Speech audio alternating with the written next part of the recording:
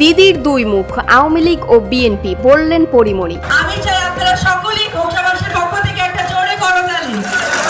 দৈনিক সংবাদ দিগন্ত পত্রিকার নিয়মিত বিনোদন সংবাদের সাথে আমি ফারিয়া হেসান।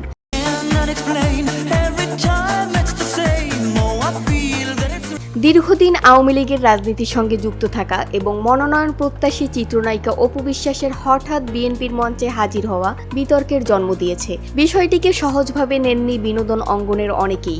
এ নিয়ে চলছে আলোচনা সমালোচনার ঝড়। বিএনপি সহ শোবিজের অনেকেই ঘটনার নিন্দা জানিয়েছেন। এবার ঘটনাটি নিয়ে সামাজিক যোগাযোগ মাধ্যমে ফোরন কেটেছেন চিত্রনায়িকা পরীমনি। বলেছেন, দিদি 6 মাস আওয়ামী লীগ, 6 মাস বিএনপি। ফেসবুকে পরীমনি লেখেন, আগে ছিল 6 মাস হিন্দু, 6 মাস মুসলিম, এখন 6 মাস আওয়ামী লীগ, 6 মাস বিএনপি। পোল্টিবাজ সুবিধাবাদী কারে বলে দিদি কিন্তু দেখিয়ে দিলেন।